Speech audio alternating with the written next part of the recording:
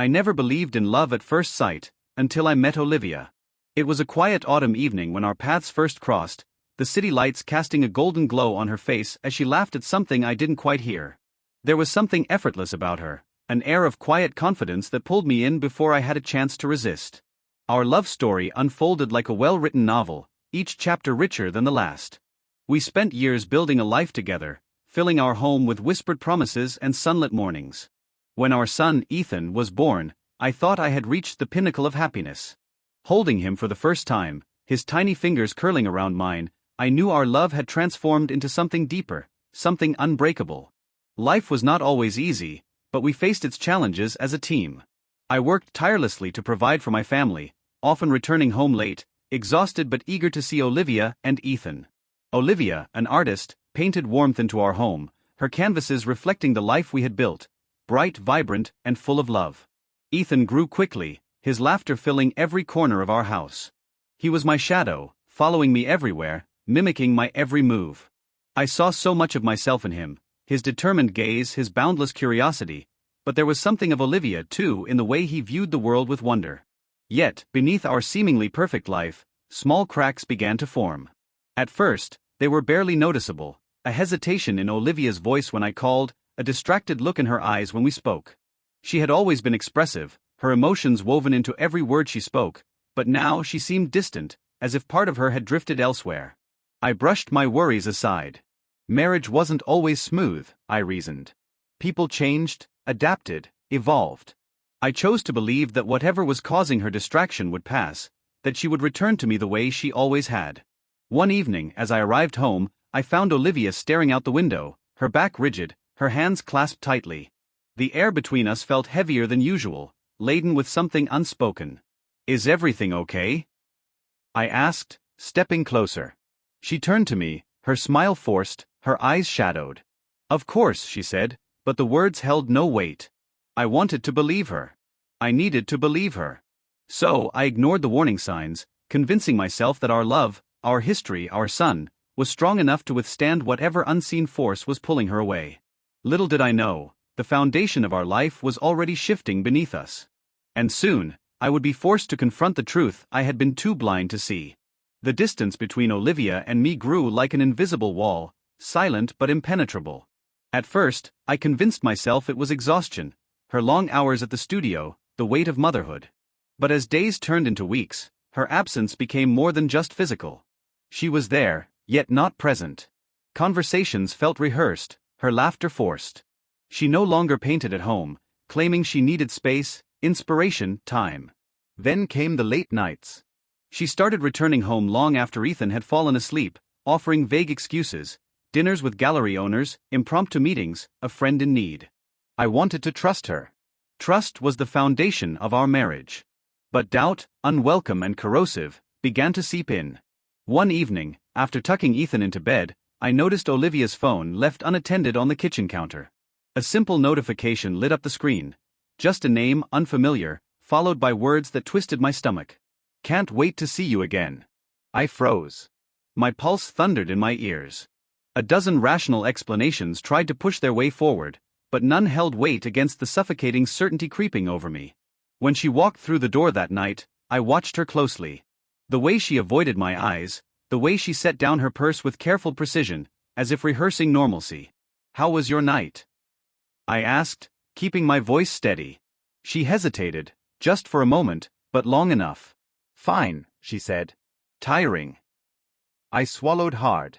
"Who's James?" Her breath hitched. It was brief, almost imperceptible, but I caught it. A single, silent confirmation of what I had feared. For the first time in our marriage, she had no immediate lie. No practiced deflection. Just silence. Then a whisper, "It's not what you think." But it was. It was exactly what I thought. A cold realization settled over me. I had been fighting for something she had already let go of.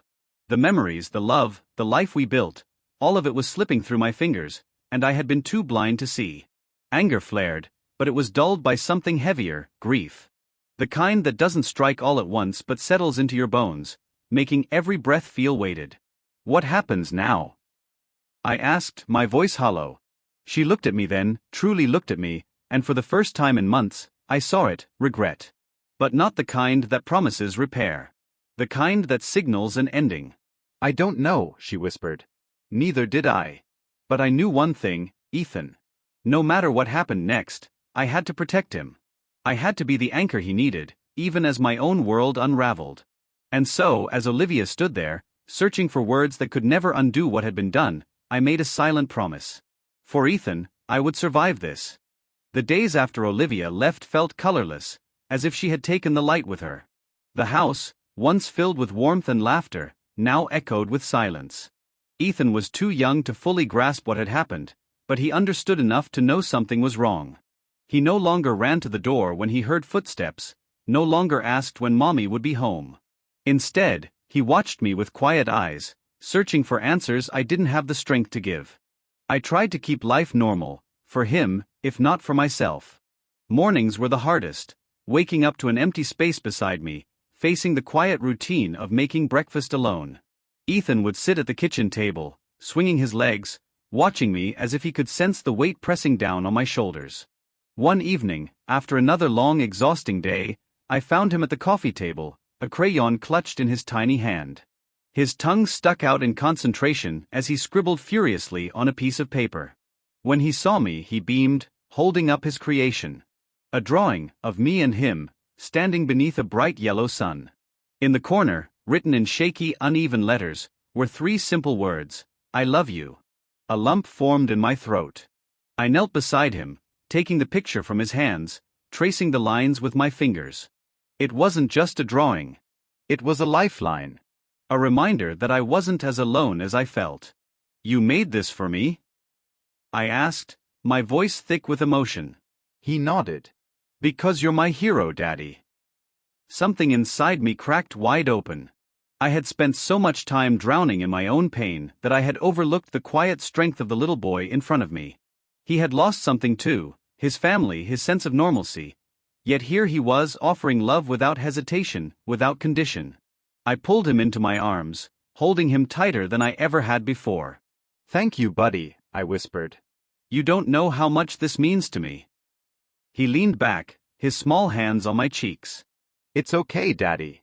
We still have each other." And in that moment, I realized something profound. Olivia's betrayal had shattered me, but Ethan's love was piecing me back together. He wasn't just my son, he was my reason to keep going. That night, I pinned his drawing on the refrigerator, where I would see it every morning. A reminder that love, real love, wasn't about grand gestures or perfect endings. It was about the quiet moments. The ones that reminded you who you were, even when you felt lost. Ethan had given me hope. Now, it was my turn to give him the same. And so, for the first time since Olivia left, I let myself believe in the possibility of happiness again. Healing didn't happen overnight.